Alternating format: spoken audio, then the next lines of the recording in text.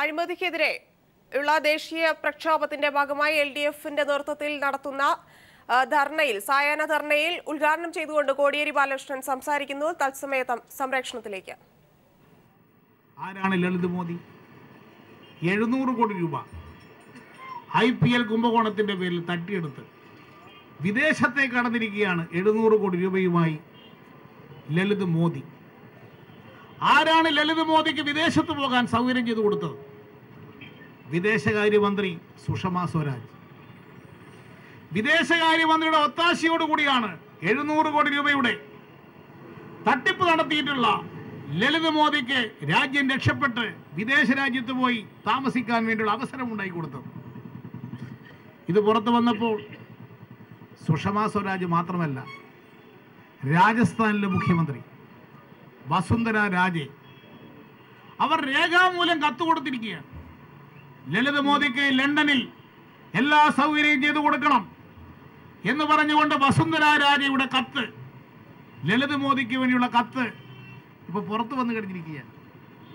വസുന്ധര രാജെ എന്തിനു വേണ്ടി ലളിത് മോദിയെ സഹായിച്ചു? വസുന്ധര രാജയുടെ ഒരു മകന് രാജസ്ഥാനിലൊരു ഹോട്ടലുണ്ട്. ആ ഹോട്ടലിന്റെ 10 രൂപയുടെ ഷെയർ, ഒരു ഷെയർ 10 രൂപക്ക് പകരം 96,000 ഉറുപ്പ്യ കൊടുത്ത് 10 രൂപക്ക് പകരം 96,000 രൂപ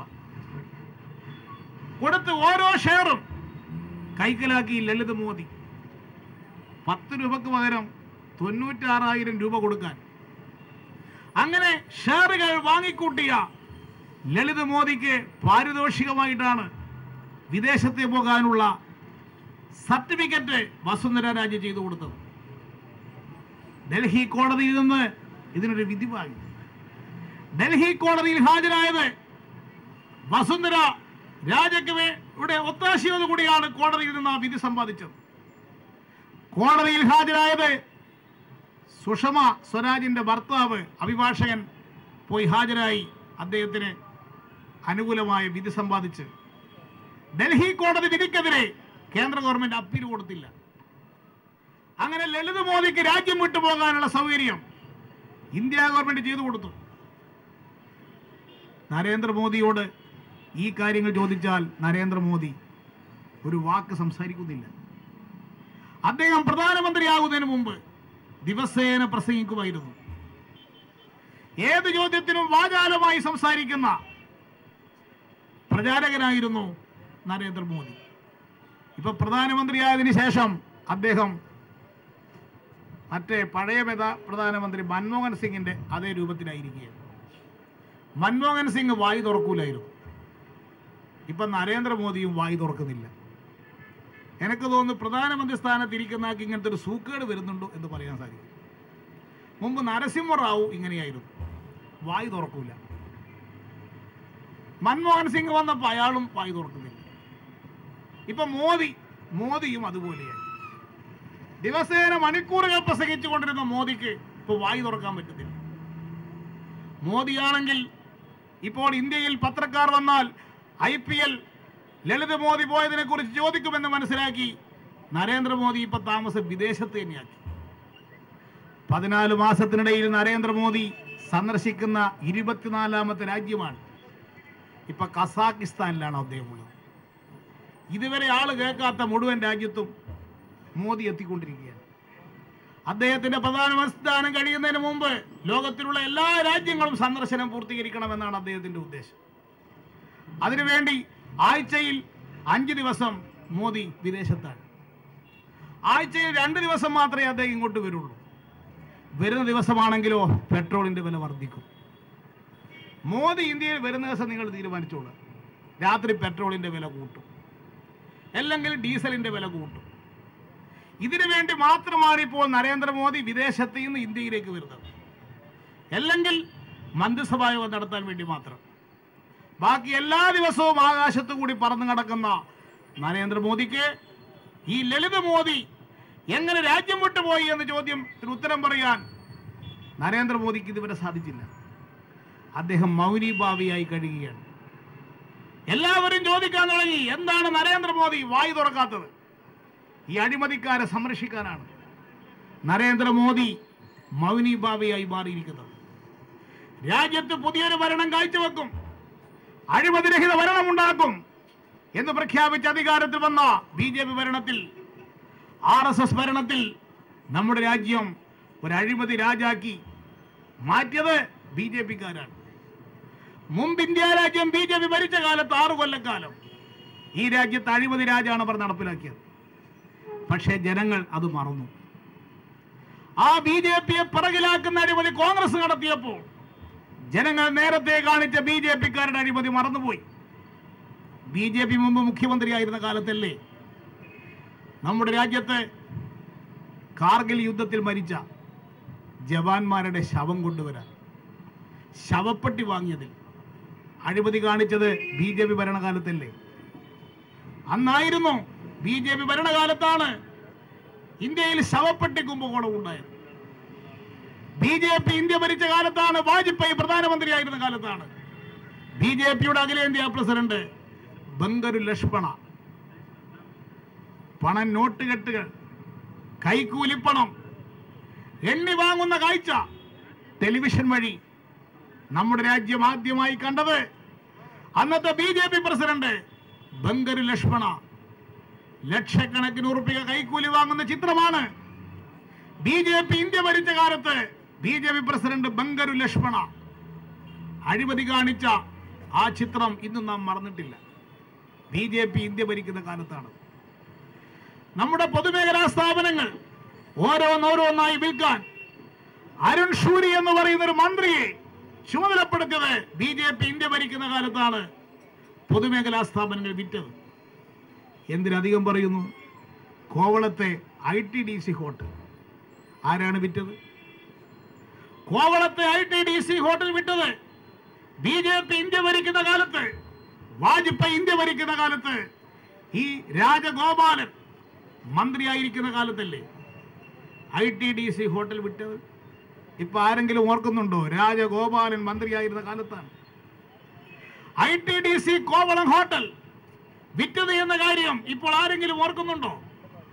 BJP ഇന്ത്യ ഭരിച്ച കാലത്ത് ഈ രാജഗോപാലനും കമ്പനിയും എല്ലാം കൂടി ചേർന്നിട്ടാണ് ഇന്ത്യ രാജ്യം ഒരു അഴിമതി രാജാക്കി മാറ്റിയെടുത്തത്. അതിനേക്കാൾ വലിയ അഴിമതി കോൺഗ്രസ് നടത്തിയപ്പോൾ ജനങ്ങൾ BJP-ക്കാരുടെ അഴിമതി മറന്നുപോയി. ഈ രണ്ട് കൂട്ടരും ഒരേ തൂവൽ പക്ഷികളാണ്, അഴിമതിക്കാരാണ്. കേന്ദ്രത്തിൽ നരേന്ദ്രമോദിയുടെ അഴിമതിയെ കേരളത്തിലെ ഉമ്മൻചാണ്ടി എതിർക്കുന്നില്ല. കേരളത്തിലെ കോൺഗ്രസുകാർ BJP അഴിമതിക്കെതിരെ എവിടെയും ഒരു സമരം ചെയ്യുന്നില്ല.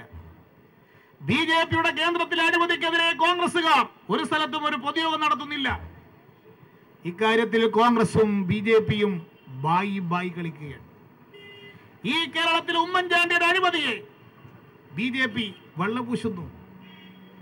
കേരളത്തിൽ ഉമ്മൻചാണ്ടിയും കോൺഗ്രസും കാണിച്ചുകൊണ്ടിരിക്കുന്ന അഴിമതിക്ക് എല്ലാവിധ സഹായം ചെയ്തു കൊടുക്കുകയാണ് BJP ചെയ്യുന്നത്. അഴിമതിക്കെതിരെയുള്ള LDF-ന്റെ സായാഹ്ന ധർണയിൽ കോടിയേരി ബാലകൃഷ്ണൻ സംസാരിക്കുകയായിരുന്നു. തത്സമയ ദൃശ്യങ്ങളാണ് കണ്ടത്. പ്രധാനമന്ത്രി നരേന്ദ്രമോദി മൗനേന്ദ്രമോദിയായി മാറിയെന്ന് CPM general secretary Sitaram Yechury. അഴിമതിയുടെ കാര്യത്തിൽ പ്രധാനമന്ത്രി മൗനം വെടിയണമെന്നും യെച്ചൂരി ആവശ്യപ്പെട്ടു.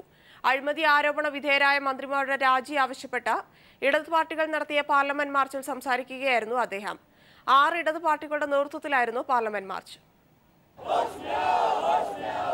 CPIM, CPI, RSP, forward block, SUCI communist, CPIM liberation എന്നീ ഇടതു പാർട്ടികളാണ് പാർലമെന്റ് മാർച്ച് നടത്തിയത്.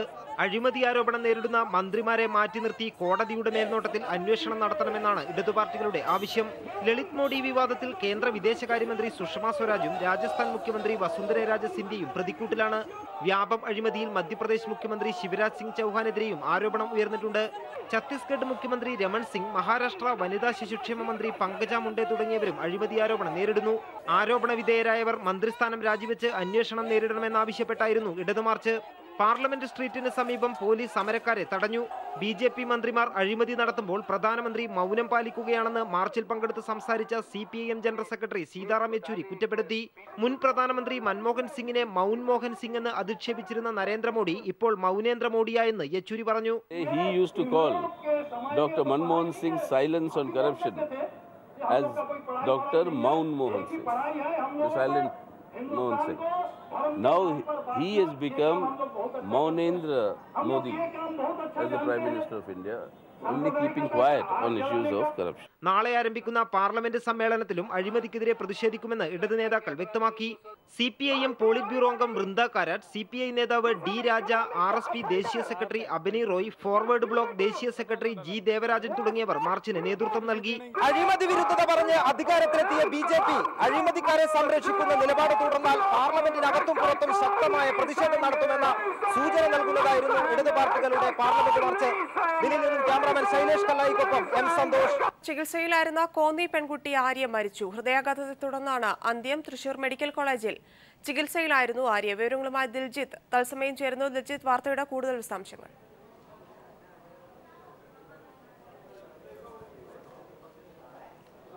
ധന്യ, ആശുപത്രിയിൽ ഗുരുതരമായി പരിക്കേറ്റ ആശുപത്രിയിൽ തൃശൂർ മെഡിക്കൽ കോളേജ് ആശുപത്രിയിൽ കഴിഞ്ഞിരുന്ന ആര്യയുടെ നില അതീവ ഗുരുതരമായി തുടരുകയായിരുന്നു. ഇന്ന് വൈകിട്ട് 3:30 കൂടിയാണ് ആര്യയ്ക്ക് ഹൃദയാഘാതമുണ്ടായത്. 4 മണിയോടുകൂടി ആര്യയ്ക്ക് മരണം സംഭവിക്കുകയായിരുന്നു. ആര്യയ്ക്ക് കഴിഞ്ഞ ദിവസം തന്നെ ആര്യയുടെ ആരോഗ്യനിലയിൽ ഗുരുതരമായി മാറ്റങ്ങൾ സംഭവിച്ചിരുന്നു. ഇത്തരത്തിൽ ശ്വാസകോശത്തിൽ അണുബാധ ഏൽക്കുകയും ന്യൂമോണിയ ബാധിക്കുകയും അത്തരത്തിലുള്ള നെഗറ്റീവായിട്ടുള്ള മാറ്റങ്ങളാണ് ആര്യയുടെ ആരോഗ്യസ്ഥിതിയിൽ ഉണ്ടായിരുന്നത്. ആര്യയുടെ നില ഇന്നലെയും ഇന്നും യാതൊരുവിധ മാറ്റം ഉണ്ടായിരുന്നില്ല. 24 മണിക്കൂർ വെന്റിലേറ്ററിൽ തുടരാനുള്ള തീരുമാനമാണ് ഇപ്പോൾ ഉണ്ടായിരുന്നത്. ജീവൻ നിലനിർത്താൻ വെന്റിലേറ്ററിന് സഹായം വേണമെന്ന അവസ്ഥയിലായിരുന്നു ഉണ്ടായിരുന്നത്. അതുപോലെ തന്നെ ആര്യയുടെ തലച്ചോറ് പ്രവർത്തനക്ഷമമായിരുന്നില്ല. തലച്ചോറിൽ നീർക്കെട്ടും ഉണ്ടായിരുന്നു. അത്തരത്തിലുള്ള വെല്ലുവിളികൾ ഉയർത്തിയിരുന്നു. ആര്യയുടെ രക്തസമ്മർദ്ദം ക്രമാതീതമായി താഴുന്ന ഒരു സ്ഥിതി ഉണ്ടായിരുന്നു. പൾസും നേർത്തു വരുന്ന ഒരു സ്ഥിതിയായിരുന്നു ഉണ്ടായിരുന്നത്. ജീവൻ രക്ഷിക്കാനാകുമെന്ന പ്രതീക്ഷയിലാണ് 24 മണിക്കൂർ കൂടി വെന്റിലേറ്റർ സഹായം തുടരാൻ തീരുമാനം എടുത്തിരുന്നത്. Medical college superintendent K. ബാലഗോപാലിന്റെ നേതൃത്വത്തിലുള്ള സംഘമാണ് ആര്യയെ ചികിത്സിച്ച് വന്നിരുന്നത്. ഡോക്ടർമാർ 24 മണിക്കൂർ കൂടി വെന്റിലേറ്റർ സഹായം നീട്ടാൻ തീരുമാനമെടുത്തിരുന്നു. അതുപോലെ ആര്യയുടെ ശ്വാസകോശത്തിൽ നിന്നും കഫം നീക്കം ചെയ്യാനുള്ള ചികിത്സയും ഇന്നലെ നടത്തിയിട്ടുണ്ട്. അത് ഇന്നും തുടരാനായിരുന്നു തീരുമാനം. ശക്തിയേറിയ ആൻറ്റിബയോട്ടിക്കുകൾ ആര്യയിൽ പ്രയോഗിച്ചു വരികയായിരുന്നു. തിരിച്ചു വരാനുള്ള എല്ലാ സാഹചര്യവും പ്രയോജനപ്പെടുത്താനുള്ള ശ്രമത്തിലായിരുന്നു. അതിനിടെയാണ് ഇന്ന് 3:30 ഹൃദയാഘാതം ഉണ്ടായി. 4 മണിയോടെ കുട്ടിയുടെ മൃതദേഹം നാട്ടിലെത്തിക്കുന്നത് സംബന്ധിച്ചുമുള്ള വാർത്തകൾ എന്തൊക്കെയാണ്?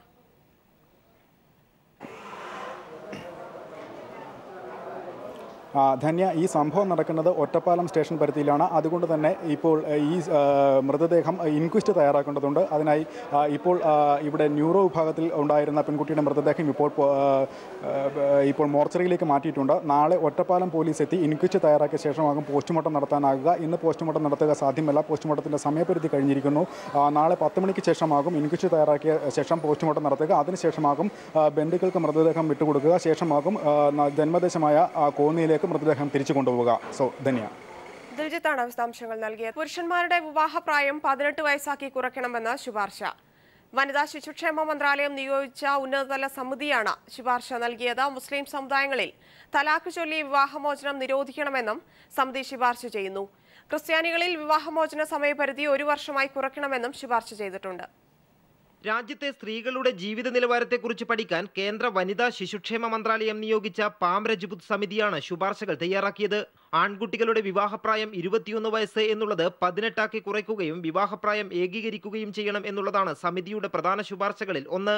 മുസ്ലിങ്ങൾക്കിടയിലുള്ള തലാഖ് ചൊല്ലി വിവാഹമോചനം നേടുന്ന രീതി അവസാനിപ്പിക്കണം. തലാഖ് എന്നത് ഏകപക്ഷീയമാണെന്നും ഇത് സ്ത്രീകൾക്ക് സുരക്ഷിതത്വബോധം ഇല്ലാതാക്കുന്നതാണെന്നും സമിതി ചൂണ്ടിക്കാട്ടുന്നു. ഉഭയകക്ഷി സമ്മതപ്രകാരമുള്ള ലൈംഗിക ബന്ധത്തിനുള്ള പ്രായപരിധി 16 ആക്കി നിജപ്പെടുത്തണമെന്നും സമിതി ആവശ്യപ്പെടുന്നു. സ്പെഷ്യൽ മാരേജ് ആക്ട് പ്രകാരം രജിസ്റ്റർ വിവാഹം ചെയ്യുമ്പോൾ രജിസ്റ്റർ ഓഫീസിന് പുറത്ത് ഫോട്ടോ സഹിതം നോട്ടീസ് പതിക്കുന്ന സമ്പ്രദായം ഒഴിവാക്കണം. പകരം അപേക്ഷ ലഭിച്ചാൽ ഒരാഴ്ചക്കുള്ളിൽ വിവാഹം സാധൂകരിക്കണം. സ്വവർഗരതി ക്രിമിനൽ കുറ്റമായി കണക്കാക്കരുത്. സ്ത്രീ പുരുഷ അനുപാതം കുറയുന്നത് പരിഹരിക്കാൻ പ്രത്യേക പ്രോത്സാഹന നടപടികൾ സർക്കാരിന്റെ ഭാഗത്തു നിന്നും ഉണ്ടാകണമെന്നും ജനപ്രതിനിധികൾ ഇത് കടമയായി കാണണമെന്നും സമിതി നിർദ്ദേശങ്ങളിലുണ്ട്. ക്രിസ്ത്യൻ വിവാഹമോചനത്തിനുള്ള സമയപരിധി 1 വർഷമാക്കി കുറക്കണം. ഭർതൃപീഡനം കടുത്ത ശിക്ഷ ലഭിക്കുന്ന ക്രിമിനൽ കുറ്റമാക്കണം തുടങ്ങിയവയാണ് മറ്റ് നിർദ്ദേശങ്ങൾ. ശുപാർശകൾ വിശദമായി പരിശോധിച്ചതിന് ശേഷമായിരിക്കും കേന്ദ്ര സർക്കാർ തുടർ നടപടികൾ സ്വീകരിക്കുന്നത്. News bureau, Delhi. 3 തവണ ലോക ചാമ്പ്യനായ ഓസ്ട്രേലിയൻ സർഫിംഗ് താരം മൈക്ക് ഫാനിംഗ് കൊലയാളി സ്രാവിന്റെ വായിൽ നിന്ന് അത്ഭുതകരമായി രക്ഷപ്പെട്ടു. ദക്ഷിണാഫ്രിക്കയിൽ നടന്ന ലോക സർഫിംഗ് ലീഗ് ഫൈനൽ മത്സരത്തിനിടെയാണ് ഫാനിങ്ങിനെ അത്ഭുത രക്ഷപ്പെടൽ.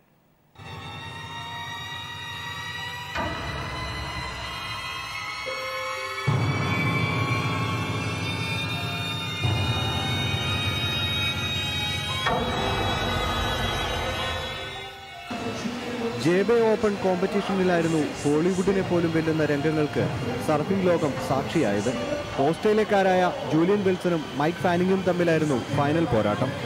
മത്സരത്തിനിടെ കാലിൽ എന്തോ തട്ടുന്നത് പോലെ തോന്നിയ ഫാനിങ് തിരിഞ്ഞു നോക്കിയപ്പോൾ കണ്ടത് ഒരു വമ്പൻ സ്രാവിനെ. തുടർന്ന് ആക്രമണത്തിൽ നിന്ന് രക്ഷപ്പെടാനായി അതിന്റെ വാലിൽ ശക്തമായൊരു ചവിട്ട് കൊടുത്തു. അല്പം പിന്മാറിയ സ്രാവ് പൂർവാധികം ശക്തിയോടെ തിരികെ എത്തുകയും ചെയ്തു. സ്രാവ് പോയെന്ന് കരുതി മത്സരം തുടർന്ന ഫാനിങ്ങിന്റെ പിന്നാലെ വില്ലൻ പറന്നെത്തി. രക്ഷയില്ലെന്ന് മനസ്സിലാക്കിയ ഫാനിങ് സർഫിംഗ് ബോർഡും ഉപേക്ഷിച്ച് ജീവന് വേണ്ടി നീന്തുകയാണ് പിന്നീടുണ്ടായത്. സുരക്ഷാ ബോട്ടുകളുടെ സഹായമില്ലായിരുന്നുവെങ്കിൽ മൈക്ക് ഫാനിങ് ഒരുപക്ഷെ ഒരു ദുരന്ത ഓർമ്മയായേനെ. മത്സരത്തിന്റെ ആദ്യ വേവിൽ ഇതോടെ ജൂലിയൻ വിൽസൺ 6.67 പോയിന്റോടെ ഒന്നാമതെത്തി.